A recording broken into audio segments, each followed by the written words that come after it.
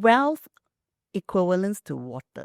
So water has to flow. They also tend to buy things that are very unnecessary. Money saved acts as a magnet for money earned. What would you recommend for maximum impact? Oh, then maybe I should not spend all of my active income. Maybe I should generate a margin. Well, I won't say what kind of spending is good or bad, but what emotion comes after.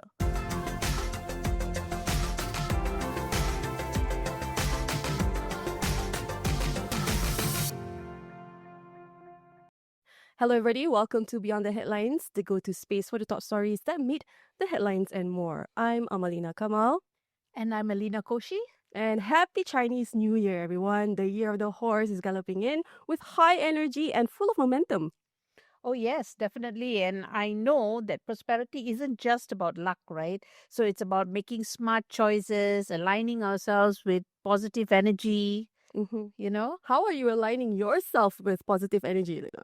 To be frank, I have no idea. That is why we have experts here today to help me align myself during the coming Chinese New Year. Well, what I know I want is better wealth, better health, of course, better luck when it comes to personal, social, and of course, I love life aspect, right? But enough about us.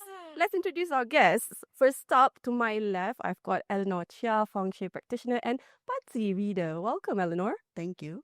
How are you today? I'm good.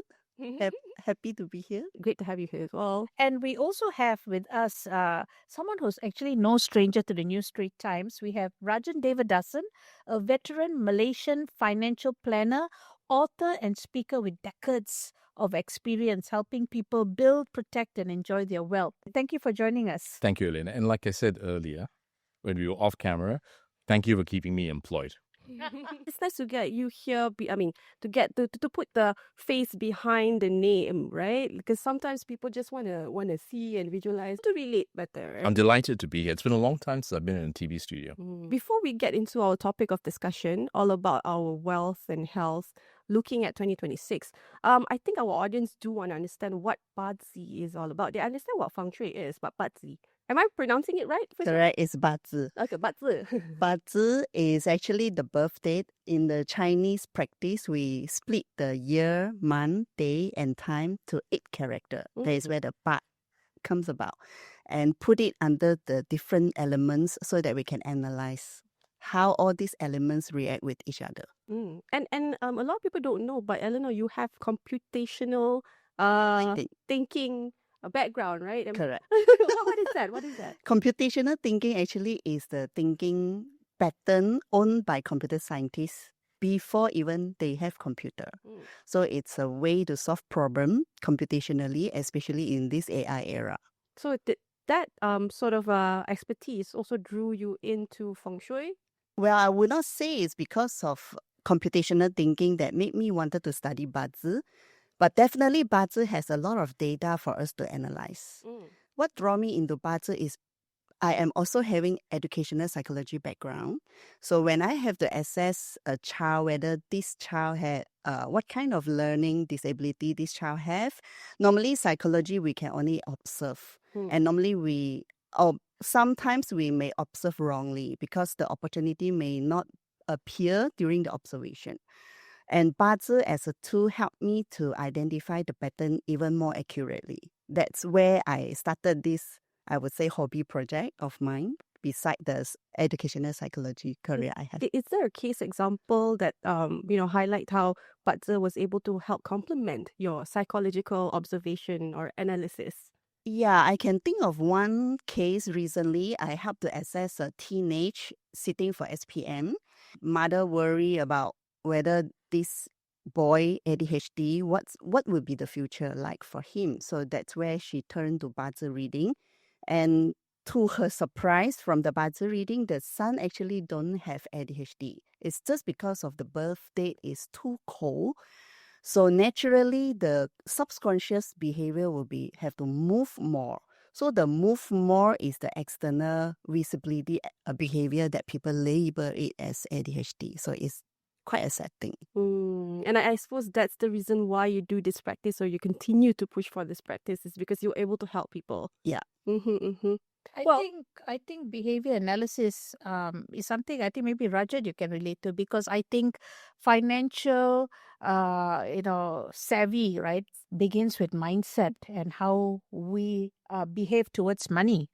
You know, it's relatively easy to be able to say, okay, this is what you logically should do. But when it comes to behavioral finance, the truth of the matter is, most of us don't go through life being logical. What we actually do is we lean upon our emotions, we make a decision, and then we sort of backfit and try and say, oh, logically, this is why I need to have this particular car or this particular house or whatever else. So behavioral finance is very, very important. But to be honest, I am not terribly sure how the two bits here. I think it's very interesting that we have two very, very siloed disciplines.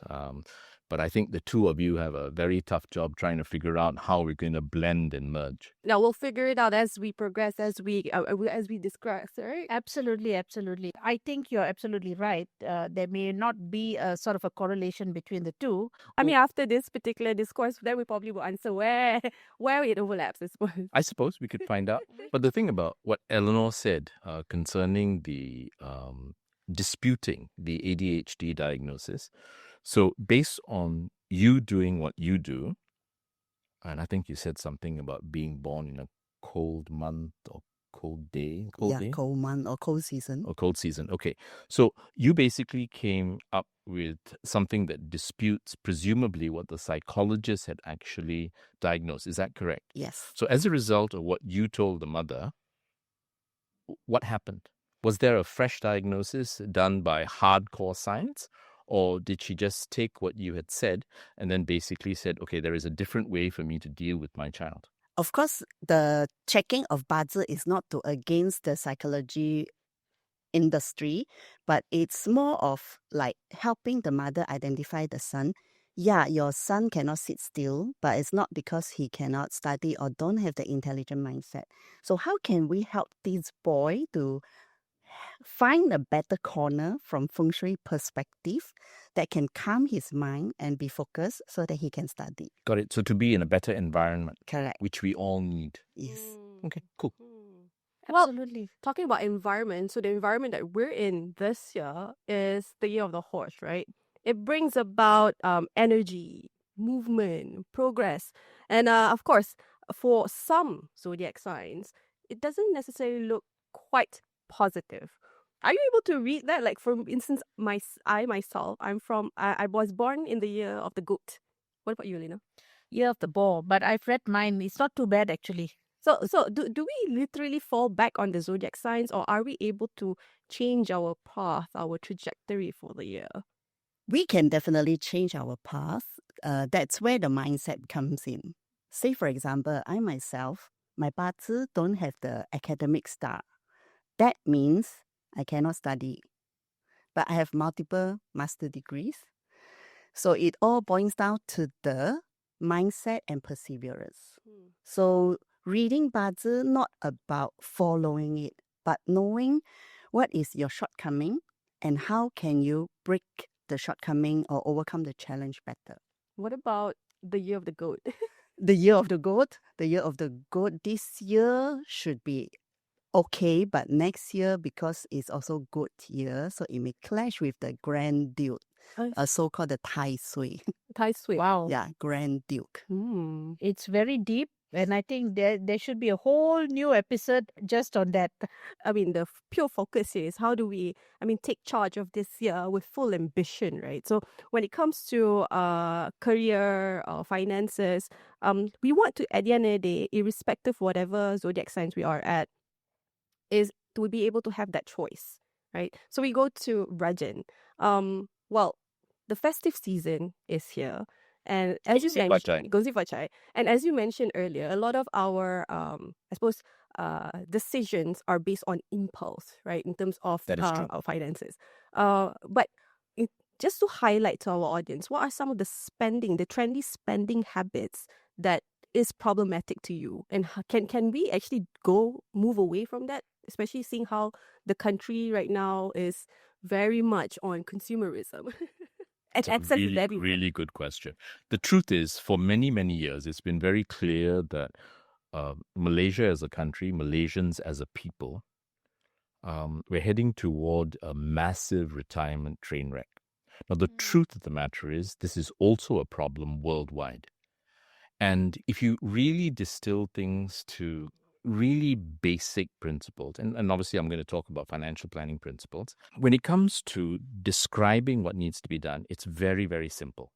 When it comes to doing what has been described, that can be quite difficult. Stop and think about your own careers, okay? For each of us, each of the four of us. If at any time we actually earn more money in a particular month or in a particular week or in a particular day than we actually spend, then we have a positive margin. That is good. Truth is, Malaysia's full of festivities, right? And then I think each of us also wants to try and celebrate our birthdays. So if you work on the assumption that your birthday doesn't fall, let's say, on Chinese New Year or Christmas or whatever else, then there are a couple of months where your expenses are going to kind of get out of whack.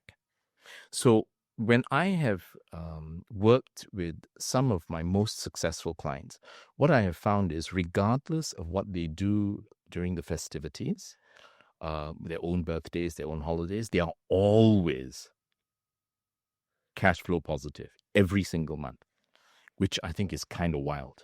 That's definitely not been the case for me. But I think for regular people, if you make concessions for whatever you celebrate, and you also make concessions for your own celebratory month of having a birthday, if we can actually be cash flow positive for at least 10 out of 12 months, we're better off than most people. So generating that cash flow margin is very important. The next bit you want to take care of is, what do you do with the margin? When you talk about a complete financial plan, at the individual level, we actually need to have 3 dimensions that dovetail together. And it's very easy to remember. Almost all of us have an iPad or something like it, right? So if you just remember the word PAD, P-A-D, wealth protection, wealth accumulation, wealth distribution. Protection is taken care of largely, but not exclusively, by insurance. Accumulation, there are 4 activities which I'll talk about. And then distribution will be taken care of depending on, in the Malaysian context, whether you're Muslim or non-Muslim, because the laws are different. But when you look at generalities worldwide, the 2 instruments for wealth distribution would be a will for sure, possibly a private trust. Now, coming back to wealth accumulation, there are effectively 4 activities. Each of us, I think, actually does something slightly different to earn our money. But if we can get the formula correct and we actually spend less than we earn and do something intelligent with the surplus, then we'll be on a very good trajectory. Just curious, is this wealth accumulation also closely related to the 60-40 percentage rule? 60 for your Very impressed. monthly expenditures and the 40 is for the savings. Oh, sorry. I thought you were referring to something else, because there is another 60-40 that has actually become pretty much a gospel as far as the global investment community is concerned. Let me deal with both 60-40s. But first, as far as wealth accumulation is concerned, regardless of what we do, we can generate a surplus, right? And there are 4 things that we can actually do. We could save, which I think is very smart. We could invest, where we actually take some level of risk. We could speculate. Now, I've actually made enormous amounts of money from my speculations. And if I'm on stage and I'm talking about it, I can go on for a long time. Unfortunately, I've actually lost more money on other speculations, and my brain is blanked out. So, it's kind of sad. So when it comes to speculations, I don't help my clients with it because I can't help myself with it. And then ratcheting up from saving, investing, speculating, gambling is at the top. And I'm not even going to touch on haram or not. All I'm going to say is I think gambling is stupid because you're creating a risk where there wasn't one before. So for my client's serious money, I would restrict activities to saving and investing. And remember that surplus we were talking about? That surplus, I think, if you can flow that intelligently to saving and investing, and if you do a decent job, either on your own on a DIY basis or working with the appropriate professionals, and then keeping track. Nobody cares about your money more than you do. So personal responsibility is important. All I'm saying is that what we need to do is generate a surplus. Right. Correct? But, you know, I mean, Malaysian incomes are in general not great, no? Yes. But there are Malaysians who are able to plug into the global arena and earn phenomenal salaries. You know, Consider that as passive income or like no, side no, no. income? Earn. That's I active see, I income. see. That's active income. Okay. But when you want to transition from a lifetime of working to being able to not worry about money when you are retired, then you need to make the transition to passive income. So I promised to deal with the 60-40. There are two different types of 60-40. The bit that you mentioned was we should try and spend only 60% and then save 40%. That's what you said. That's fantastic. But a lot of people who are listening to us, watching this, they have trouble just getting by and trying to balance. So in a situation like that, if you can get to 99-1, you're at least heading in the right direction. That's less pressure though, when you put it that way, like 99-1. 99 To start with. Okay. is doable. It's doable. Absolutely right. And what I have seen, and there seems to be this principle at work, you know, that money saved acts as a magnet for money earned. So it is really quite interesting because we're talking about spending habits and we're talking about how you manage your finances, right? And because it is the festive season, we don't want to go and run away from the theme. We go to Eleanor. During the festive season, yes, everybody is more impulsive than they are. And then they also tend to buy things that are very unnecessary. Sometimes it leads them to more debt because today we have this concept of buy now, pay later. Sometimes it's like buying a furniture, like you know, for the Chinese New Year, you want new furniture for the house, for example. And then you have, you know, buy now and you can pay in staggered amounts for 6 months, interest free. And a lot of people, I think, get quite taken up with things like that. But here's a question for Eleanor that I'm curious about. Are there any Feng Shui principles, right, that encourage better money discipline, out of curiosity? Well, in terms of Feng Shui, wealth equivalents to water. So water has to flow. You cannot say water has to be stagnant. So if water's stagnant, it will grow mosquito and all sort. But it cannot leak too much as well. So you have to adjust it based on your own needs.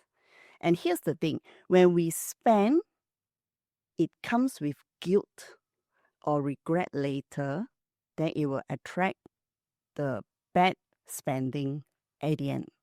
So I won't say what kind of spending is good or bad, but what emotion comes after is important. So what about the emotions that come when you buy? If you're already feeling guilty, then stop. Maybe take a step back and... Well, normally when people spend, they spend happily. But when they receive the bill, they feel guilty. Also because it's emotional, like I think Rajan touched on that, right? Yeah. Because a lot of times we spend based on our emotions. Like, you know, sometimes I had a bad day. I just need to go shopping. I deserve it. I deserve that handphone. That kind of impulsive is a no. Yes. Yeah.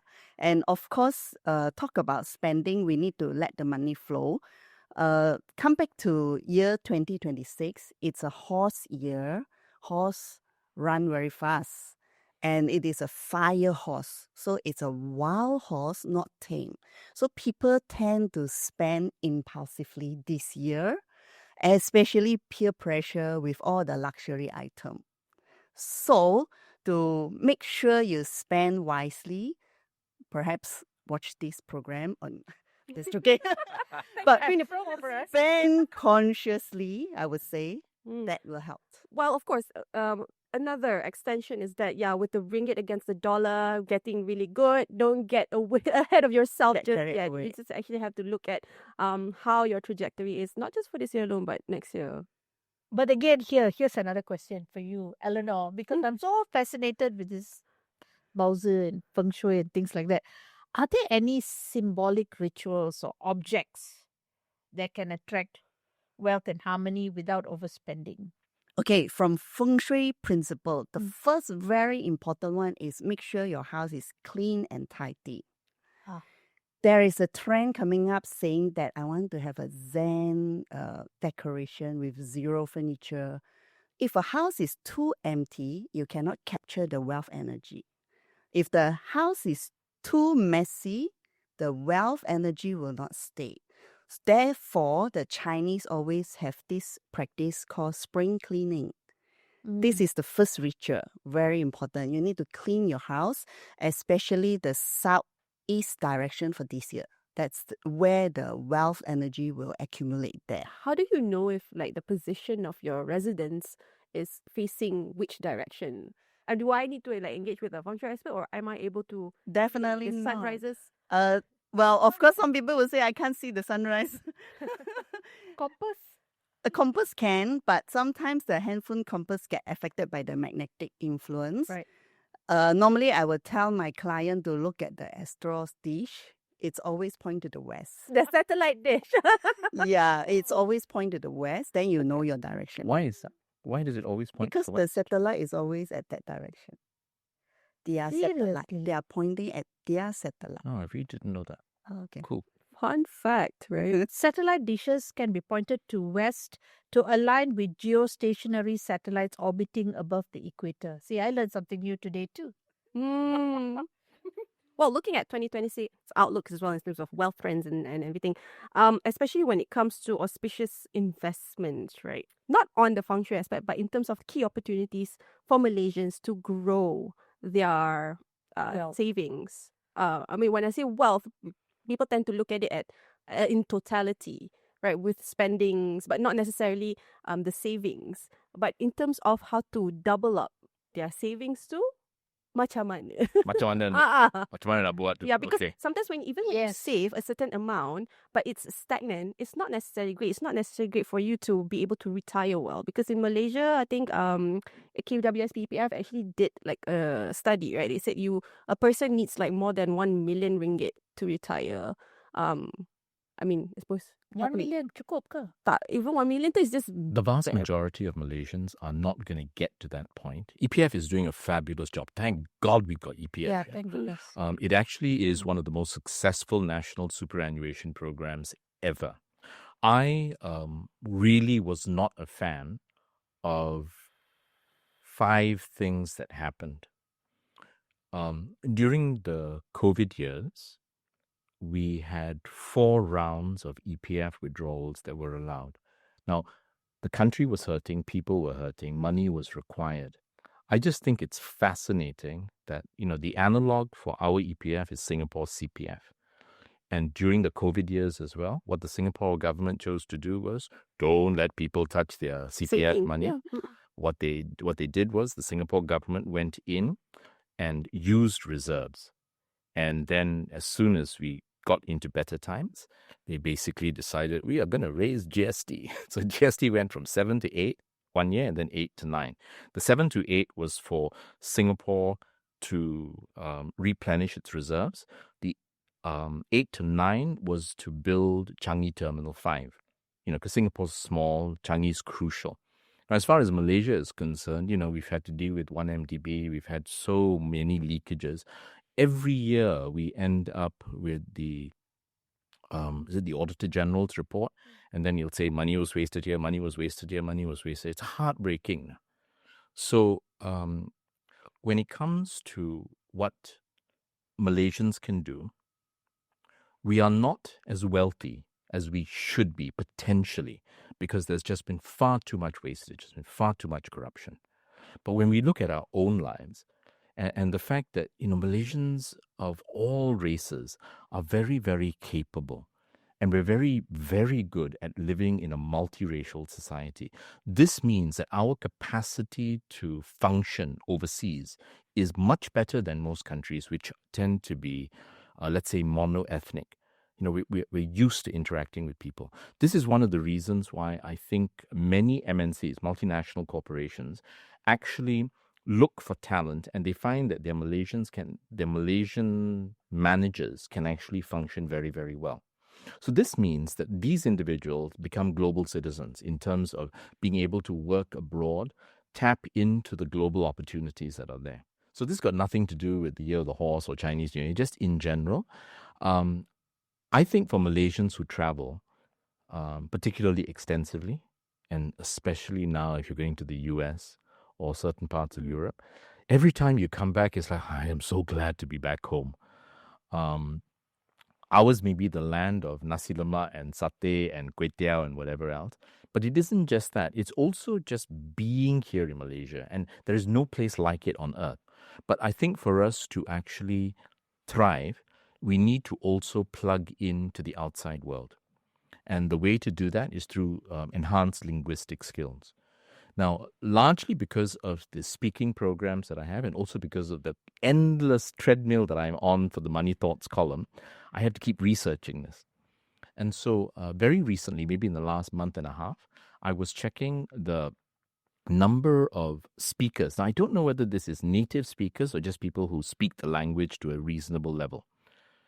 For the whole world, listed by language. English was number 1. Mandarin was number 2. No surprise there.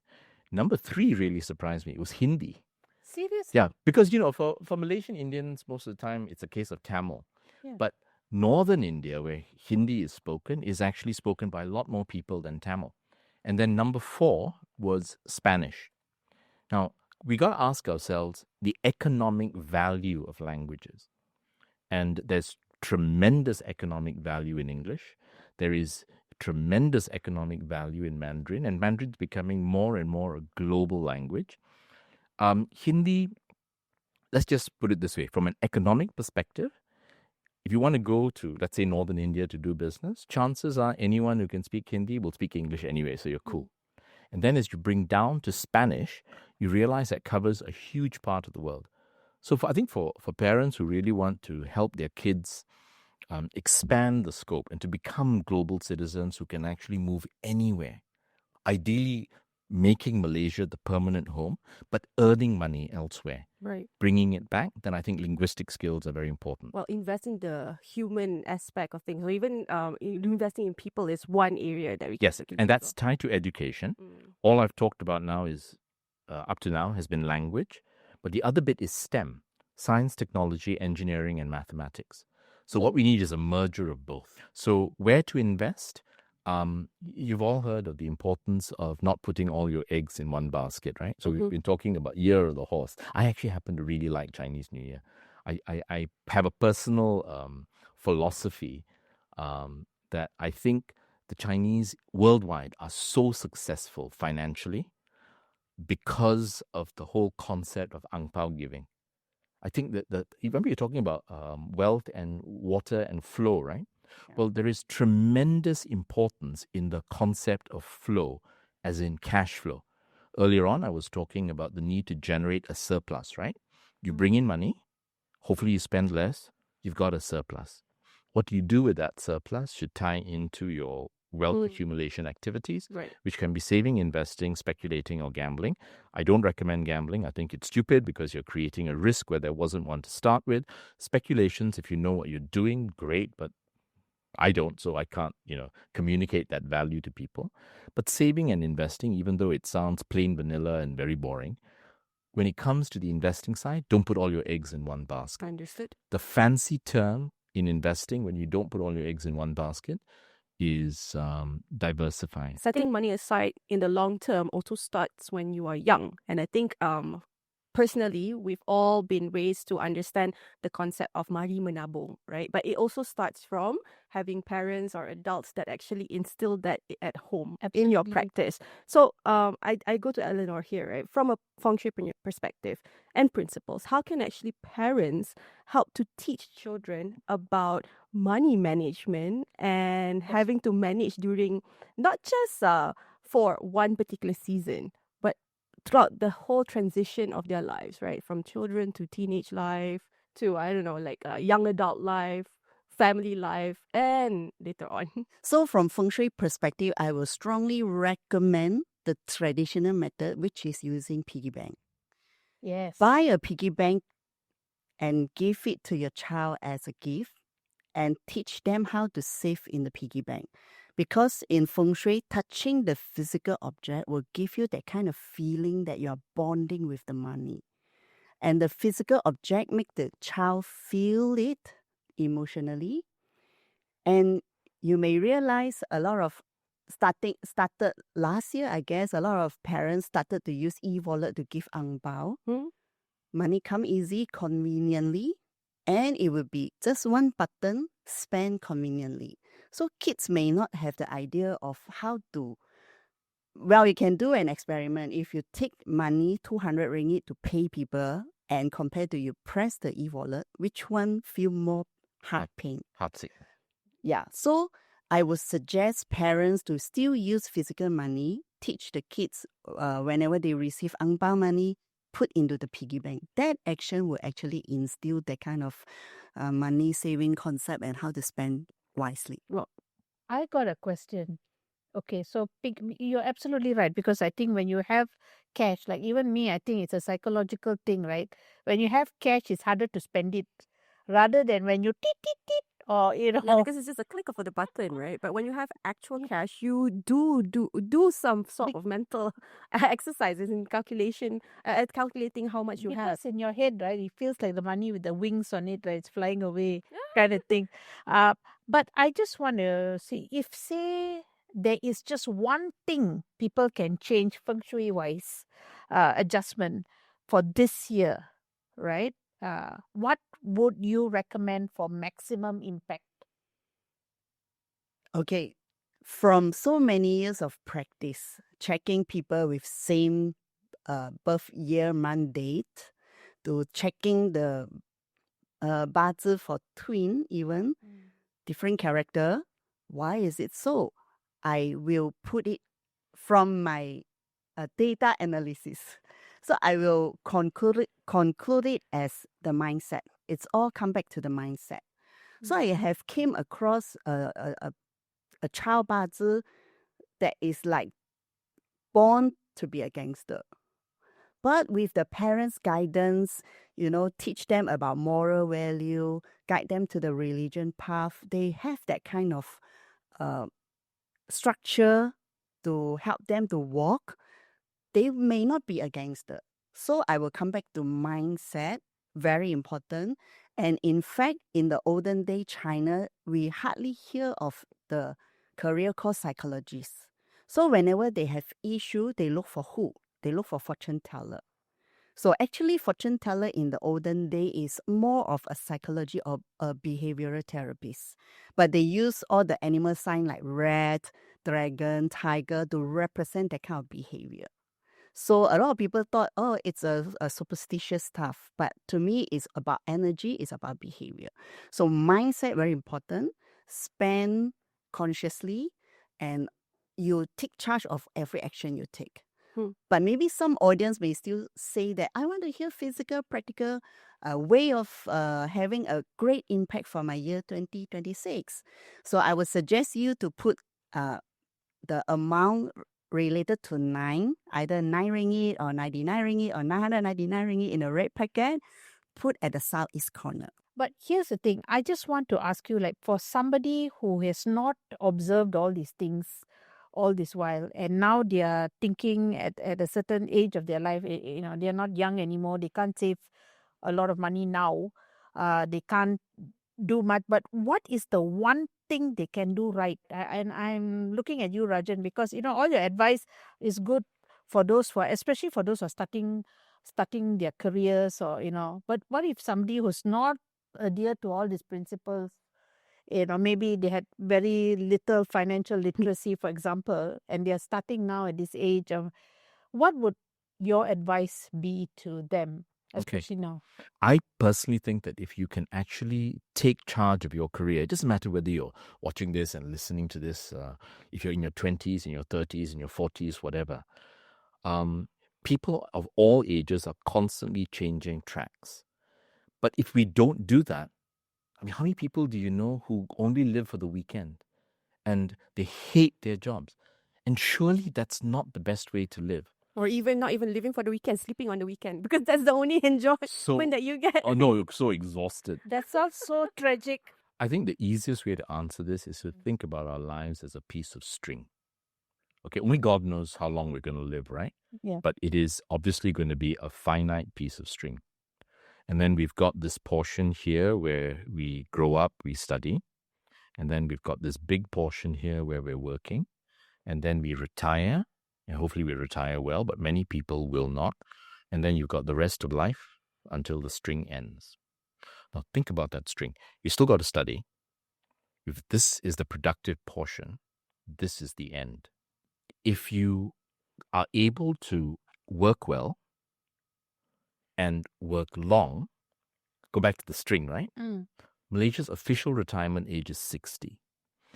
I have written, and you would have read and edited that, many, many times about the importance of actually extending the Malaysian retirement age. And I believe that if we don't get our retirement age up to 65 by the year 2035, we're going to have a mismatch. And I think it's going to continue because we are all living longer and longer, which is a really good thing. But it is conceivable that by the year 2050, if Malaysia doesn't have an official retirement age of 70, we're going to have a real mismatch, and there is a real problem. I come back to my string. We study here, we work here, we retire, and we expire here. If we can individually, regardless of what the official retirement age is, even if the government changes it from 60 to 61 to 62 or whatever else, if we can structure our lives so that we can keep on working for longer, if we're going to do that, hopefully it is work that we truly, truly love. You know, we need to be passionate about it. Right. But that's the tricky part, right? Not everybody is able to get that kind of opportunity. I don't know, sorry, because we have about like 5 minutes or so left. So when you hear this, is it problematic to you, especially when it comes to Feng Shui principles, having to just take charge and change whenever you need to pivot, or do you need to wait and see and make that decision? You mean for year 2026? Just for year 2026. Just for year 2026, it's definitely a volatile year. So when the year becomes so volatile, the more stable you need to be. So you need to stay calm. Even though I say the southeast direction is good, doesn't mean you have to lie there and sleep there or work there. That's the best corner for you to sit there and think what you want. Just sit there and think, not to sit for a long hour to work. So when you sit there and think, then you will know clearly what you want. So I have a formula, HOD. Your happiness equals to what you own divided by desire. So your desire is lesser than what you own, you are happier. Right. So that's hopefully can help people pull through year 2026. In shorter terms or simpler terms, spend within your limits. And Stay off that credit card. and in Rajan's famous terms, delayed gratification. I always listen to that. Delayed gratification. Don't spend Listen everything. or do. Yeah, only listening lah. Now I'm trying to do. You're not alone. Trust me, immediate gratification is so much more fun. Yes, But exactly. delayed gratification is actually, I think, the fundamental personal finance principle. I loved what you said about the piggy bank. When I get the chance to teach little children, or even slightly older kids, okay, or maybe even teens, if they're very small, then I'm obviously talking to the parents as well. But I would recommend actually tripling what you said, that you get little kids 3 different piggy banks. And I strongly agree with you that I think the tactile sensation of money is so much better than the electronic stuff. And you know that I have written about this very recently because I'm terrified about the fact that there are countries like Sweden and China that have done away with physical cash.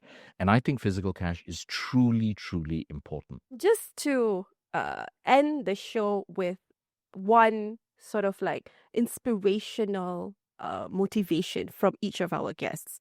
What personal aspirations do you have for the year 2026 for yourself and for Malaysians? 2026 is really volatile. I would say fill your cup first, strengthen the foundation, then only let it flow out. For yourself and for the community. Correct. Okay. So practicing what you preach lah, basically. Yes. Okay. Then we go to you, Rajen. I love my work. I'd like to enjoy my work even more throughout this year, 2026. And as You're far also working on Chinese New Year, I see, as well. my wife will tell me what to do, where to be, etc., etc. So other than that, yeah, I will be. But the point is, because I have taken the time to actually reorganize and rejig my career many times, I'm at a point where I really enjoy the bulk of the work that I do. So to have more fun, basically, would be a personal goal. Hopefully to make more money as I have more fun. And then as far as Malaysia is concerned, I think maybe internalizing a very, very simple formula will be helpful. The way to remember it is TAP, T-A-P. And it doesn't matter whether you think of, tap dancing or whether it's tap water. But TAP basically stands for TI equals AI plus PI. And what that means is our total income at any particular point in time equals our active income plus our passive income. If people just internalize that, then they will think, oh, then maybe I should not spend all of my active income. Maybe I should generate a margin and I should flow that margin into savings and investments. And a part of that goal for the investments is to actually generate passive income. And as we begin to shift, when you're just starting out and you've got no assets, TI equals AI, PI is 0. Then as you buy assets that generate, let's say, interest or dividends or cash distributions or rental, this is not paying rental, it's receiving rental, then over time, you can begin to see that your PI amount grows. And if people think about it, then they can really say, okay, maybe I don't need to wait till I'm 60 to retire. Maybe I've organized myself and it's very, very good. Or for people who, the vast majority, who cannot retire at 60, if they can structure things so they can work longer, that piece of string, right? But it's important that the work that you do, you love. Because if you are stuck in this mindset saying, when I retire, I will enjoy my life, that's kind of sad. So if it's already set, then probably it's about time for you to relook and check again on where you are at in your life. But Be of course, happy. but of course with some sort of perseverance and I don't know, like a strategy. Don't just make impulse decisions. That's Right. right. I mean, we've spoken about giving, we've spoken about saving, opportunities from a traditional perspective as well as a modern perspective. As well as investments and 3 piggy banks. I'm going to remember that. I think I'm going to get 3 piggy banks for myself and also put something in the southwest corner. Southeast. Anything so in 9, right? Southeast. Oh, sorry, southeast. Yeah. No, $9.99 ringgit 999. or 999. 999. 9 is the number. 9 is the number. Yes. Yeah. Thank you so much to our guests, Eleanor Cheah, as well as Rajen Devadason. Thank you so much. Thank you. To our audience, don't forget to also like, comment, and subscribe. Don't forget to turn on the notification bell if you haven't already. You'll not only get NSC Beyond the Headlines update, other NSC Online's news reports will be delivered to you. Follow us on our socials. We are on Facebook, Instagram, X, Threads, as well as TikTok. Now, once again, I'd like to thank our guests. I'd like to thank Elena, Koshy. My name is Amalina, Kamal, and we'll see you next week.